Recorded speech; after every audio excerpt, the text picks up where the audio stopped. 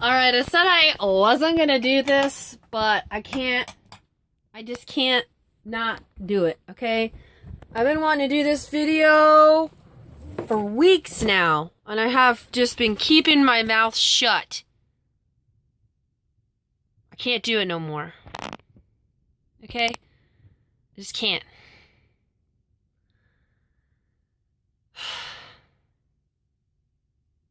When you sit there and you say that I have 12 people and they are my 12 disciples, and one of them is a Judas Iscariot, what does that make you? Jesus? When you say the world is crucifying you, what does that make you? Jesus? You better fucking be careful what you say. Really be careful what you say. Because when you say, oh, I have 12 disciples, you're glorifying yourself like you're Jesus. You know? And it's not that I don't know what the verse means. It's not that I don't know what it means when it says, pick up your cross and follow me.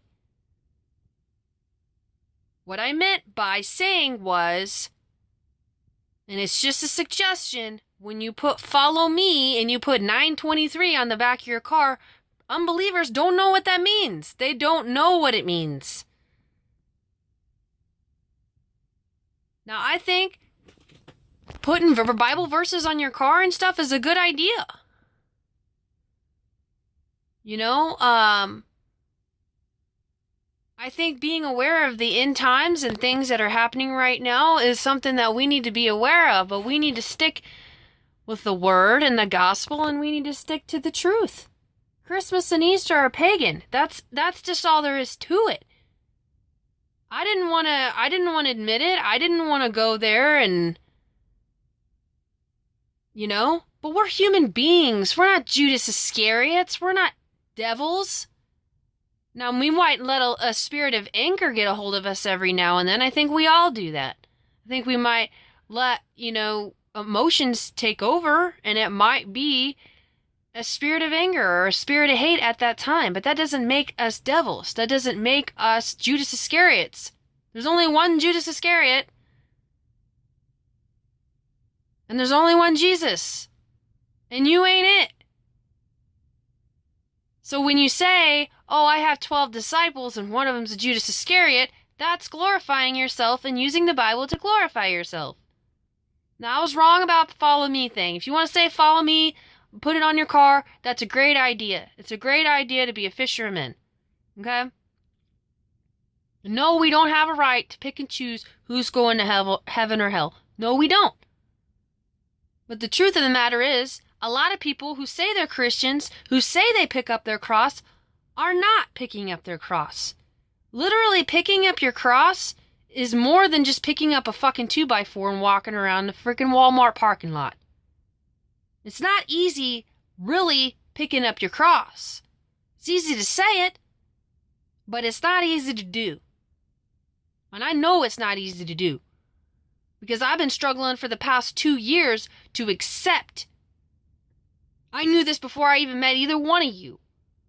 To accept that Easter and all this BS is bullshit. It's bullshit. And it's no wonder atheists and unbelievers don't want to go to church and they don't want to believe in Jesus, because they see how much of fake it is. They see how fake it is. They ain't stupid. And the longer we continue to sugarcoat it for our kids and everybody else, we're not going to save nobody. We ain't saving people. Sitting here sugarcoating it and lying to people, we ain't saving nobody. There's going to be a lot of people that say they're believers that are going to hell, okay? I know that's hard to hear. It was hard to hear for me too. But it's true. It's true. A lot of people are going to hell. A lot of people are going to heaven. But it's not once saved, always saved. It's not. You can backslide your way to hell. You can. It's not once saved, always saved. You know, I used to sugarcoat it for people. I can't do that no more.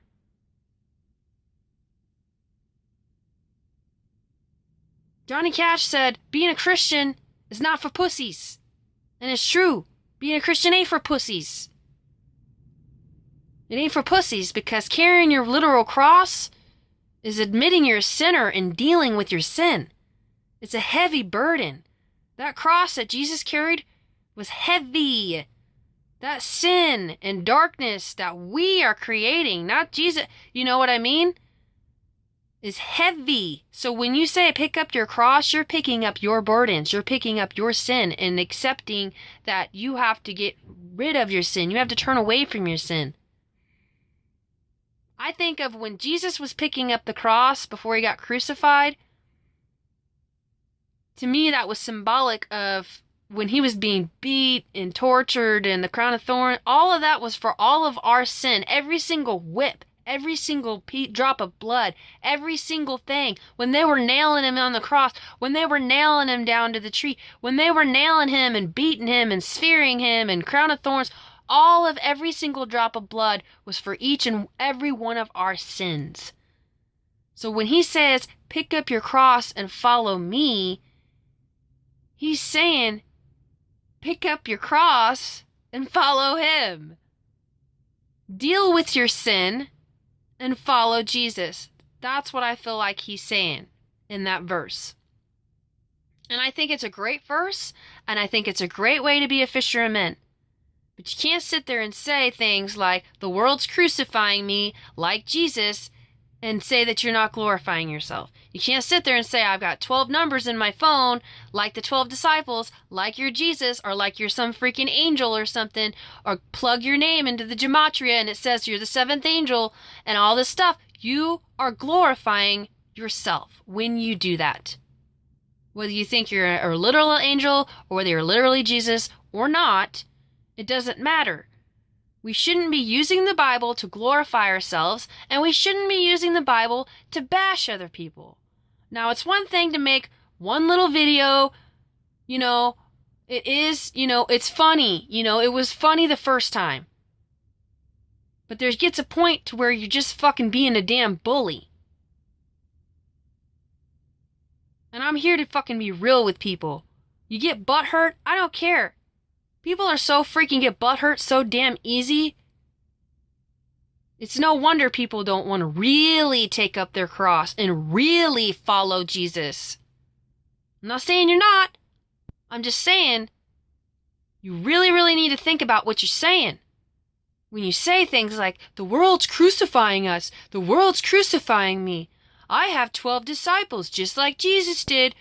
Oh, I figured out the Judas Iscariot.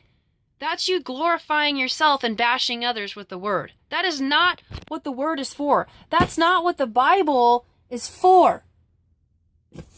The Bible is to learn. And we should be learning from each other, not using it to bash each other.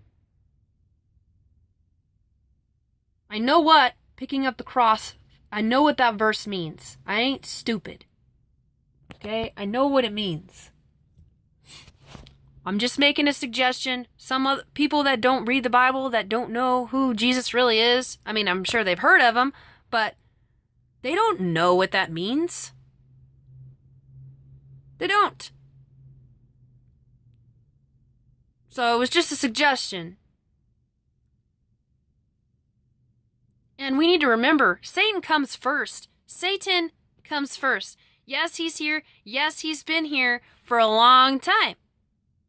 And he's really been tempting people for a long time. But it says in the Bible that he has to sit in the temple and he has to proclaim that he's Jesus Christ. It says that in the Bible. He has to sit on in the temple in Jerusalem. The temple has to be rebuilt. It says this in the Bible, guys. Do not make me look it up, because I will make a whole nother video on where it says it, because I know I read it. I know it's in there. It says that the temple has to be rebuilt. Satan's going to go into the temple, and he's going to sit in the temple on the throne and proclaim that he's Jesus Christ. That has not happened yet. Now the platform's being set. The temple in Jerusalem is being talked about being rebuilt right now to this day. And it's going to be rebuilt. Because that's what the Bible says. It's going to happen. Okay? It hasn't happened yet. And I don't see it happening in 2 months. These things have to happen first, guys. These things have to happen first. And I knew this before I met anybody on YouTube. I knew this from reading the Bible myself. That's why I feel like we're not in the end of tribulation yet.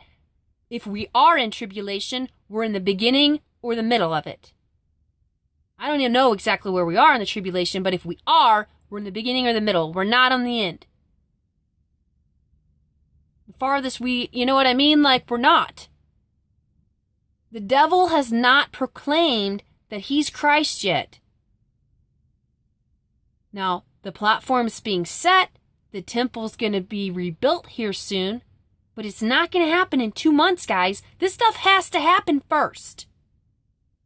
Maybe it will happen in 2 months. I don't know. I'm not God. And neither are you. Day setting is not a good idea, okay? Harold Camping is wrong. He's wrong. So you want to get all butthurt about Harold Camping, that's fine. But he's not Jesus. And he didn't write the Bible either. He did not write the Bible. And Lou White isn't either. Okay? So let's just get that out there. Just to be fair. Because I'm real big about being fair. I try to be fair with people. I'm not always the best at it, but I try.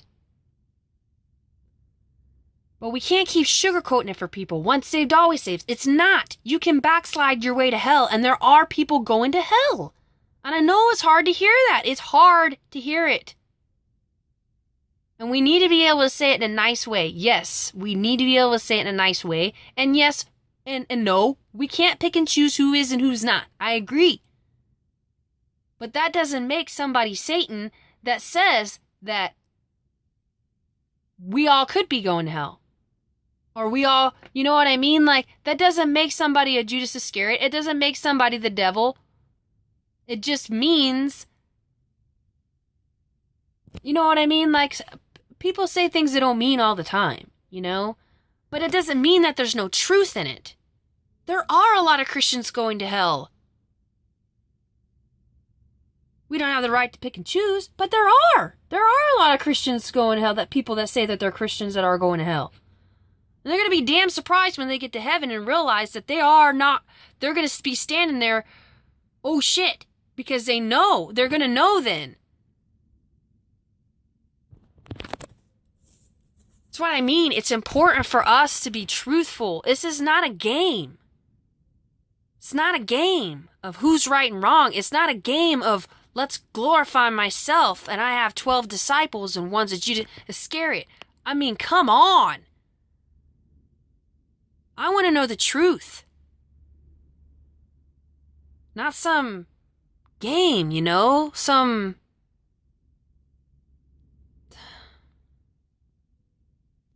mean, maybe it's not a game. I mean, I know what, you know, I'm not trying to step on any toes, but I know what the truth is. I know what the truth is. The world is not going to end May 21st. Okay? It's not. And the reason why I know that is because you said an actual day. Anybody who said an actual day, it won't be that day. It won't. It won't be that day. It might be May 22nd. It might be May 20th, but it ain't sure as hell ain't gonna be May 21st. It's not. I'm sorry, it's not. It won't be, and I'm not gonna be the one to sit here and said that I didn't say anything, because here I am, I'm saying it. It's not gonna happen May 21st, guys. Robin's wrong. Also, when you sit there and say, oh, well, when May 21st happens, just like it says in the Bible, there's going to be scoffers and they're going to be like, oh, why didn't it happen? And why didn't it happen? Like you're a real prophet, like you're a real prophesying prophet. When you got all of your information from a man and not the Bible.